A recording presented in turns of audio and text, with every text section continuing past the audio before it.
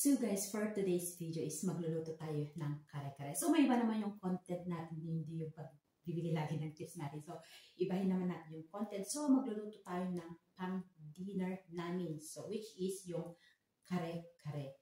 So yan, ready ng lahat. Na-evolve ko na rin yung karne. Then ito na yung pinakagulay niya. Ito yung pechay. So walang pechay na from Pinas. So ito yung pinaka-pechay ko, then ito fajolini beans, then itong lasuna, then luya, tsaka garlic. Dapat dito yung lasuna? Sibuyas.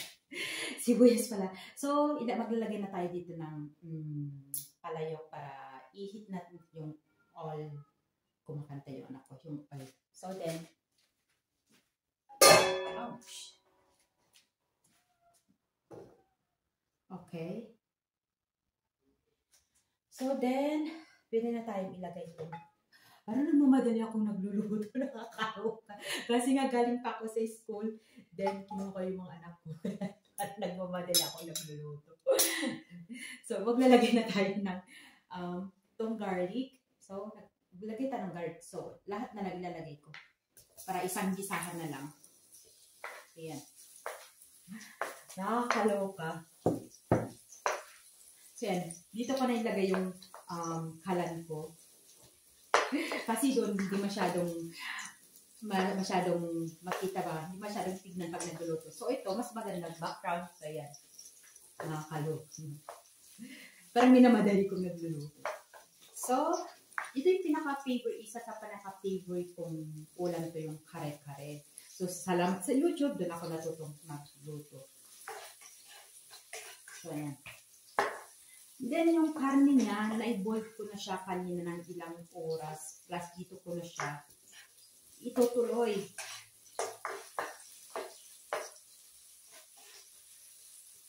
Medyo mahina yung apoy. So, hintayin lang natin maging light brown tong lasuna. Lasuna, sibuyas. Oh, mama. So, kanina, habang hinintay ko yung oras kasi 3:13 labas ni Yana, then 4:20 kay Camila. So, ni-ready ko na yung mga kailangan niya, yung mga gulay niya, then itong atsuete, galing pa to sa Pinas kasi nga Plus, then itong, mayroon din tayong dito yung talagang pampasarap na itong peanut butter. Plus, then itong patis. Number 1 talaga itong patis. So, ayan. Okay na siya.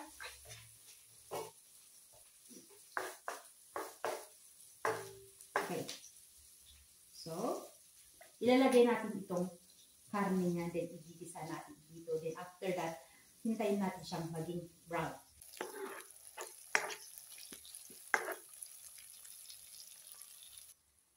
So, ito yung karne niya. Linuto ko siya ng ilang oras lang para mas malambot siya. Mas masarap kasi.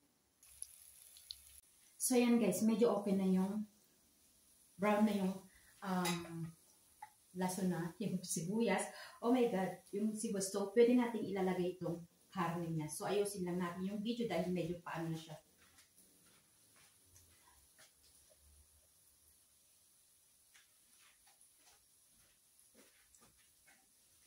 Alright. Then, ilalagay natin itong karne. So, ito yung gagamitin natin.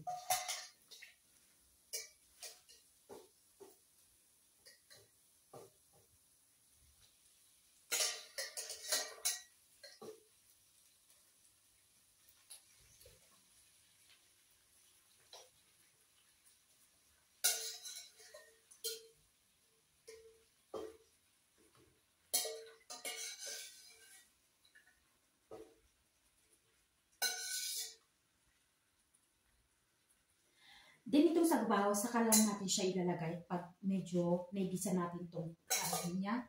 So medyo lakasan natin. Ayan. Plus maglalagay na tayo. Guys! Parang nagbabadila akong nagluluto. Kasi mamaya darat na yung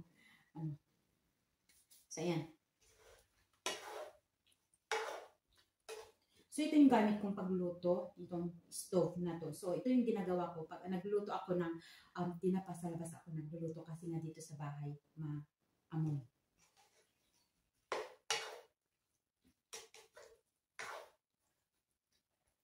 So, wait lang natin siya. Mag-boil siya. Igisa natin din. Ilalagay natin itong mga ingredients niya. Itong atsuete at saka yung peanut butter. Wait lang natin.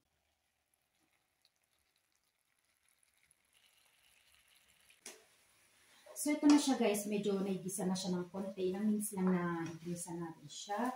Then, ito maglalagay na tayo ng atsuete.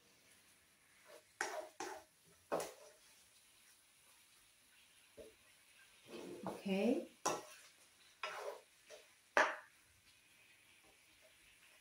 So, ilalagay na natin itong atsuete.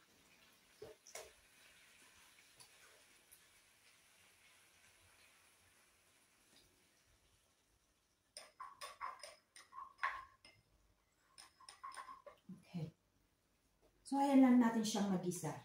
After that, maglalagay tayo ng peanut butter plus din itong at patis. Ito yung nagpapabigay amor niya ng sarap. Okay.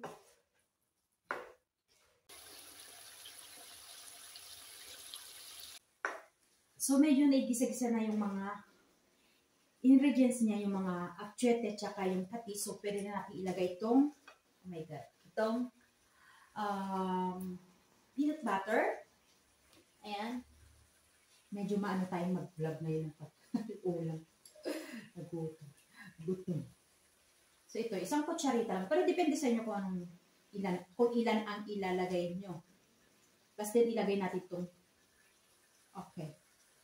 Kasi ito yung nagpapasarap. Then, nagpapalapot dito sa dito sa linuluto natin. So, ayan. Plus, then after that na maigisa, ilalagay natin itong sabaw niya para palambutin pa rin. Okay? So, ilagay na natin dito.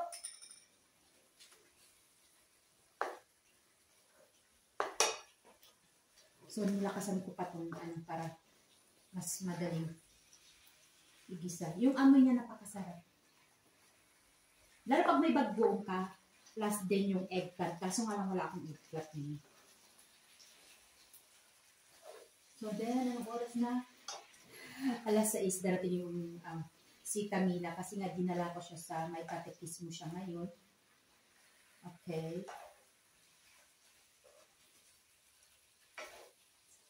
Okay, so pwede natin ilagay itong sabaw niya. Lagay na lang natin dito. Alright. Yan. Lalagyan natin itong sabaw niya para lumambot siya. Yan. So, ayun ko lang kung nilalagyan ng lauro kasi hindi ko, yung iba, siguro yung iba, pero ako hindi. Plus din, mas masarap kung may bagoong siya. So, mayroon na kami bagoong dyan, galing Pinas. So, yan. Okay. So, hintayan lang natin siyang mag-boil ulit hanggang medyo yung tubig niya, medyo madami yung tubig niya. So, medyo natin para, plus din, i-absorb niya yung sarap niya dito sa sabaw. Yan. Hintayin lang natin siyang mag-boil, then i-check natin kung okay na siya. So, yan. Okay. Iwan mo natin yan para check ko yung kung tapos na yung ginagawa niya.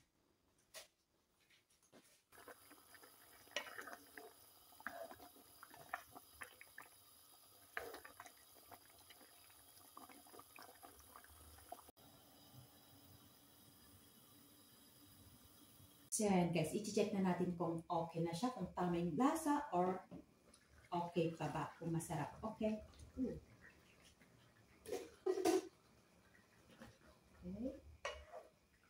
So, 20 minutes lang siya kasi nga itong karne niya, na-boil ko na siya kanina ng ilang oras. So, yung atsuete lang tsaka yung peanut butter, ang igisa ko talaga siya din hanggang sa i-boil siya para ma-absorb niya lahat yung lasa niya dito.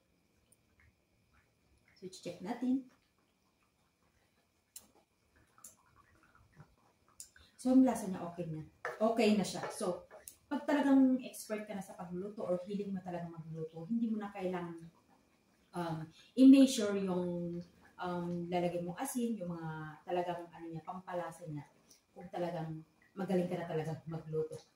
Tama ba yung pagka-deliver ko? Minsan kasi nalilito ako. So, pwede na natin ilagay itong pinakagulay niya. So, ito lang yung nahanap ko sa mga Asian market. So, ayan. Pag na-miss ko yung mga gulay. So, lalagay na lang dito. Okay.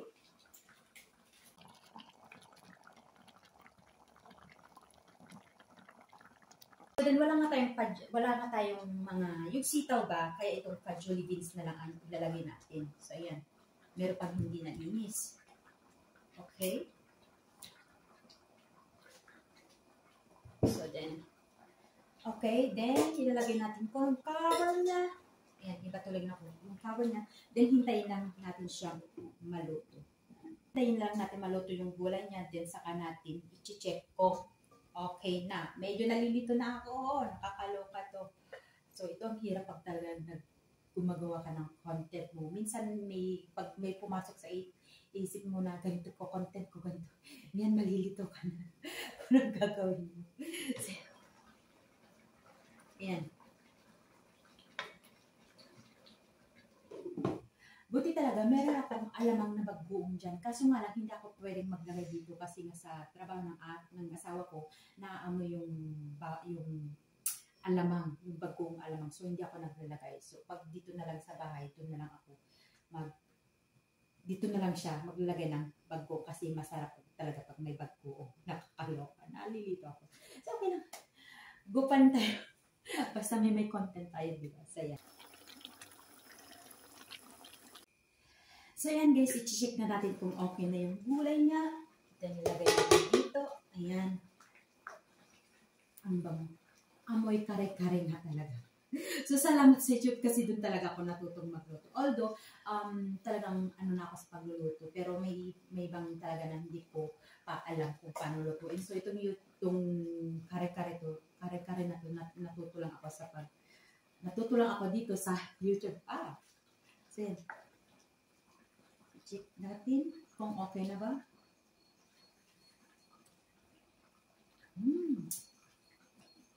Ang sarap. So then, ano natin to para transfer natin doon. Saka na ako dito sa table natin kasi darating na yung mag-aama ko. So, i-off natin to. Okay? Transfer natin.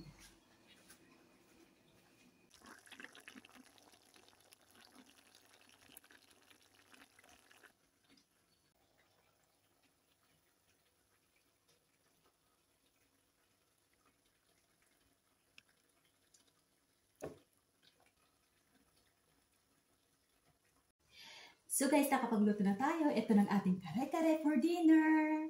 Ayan.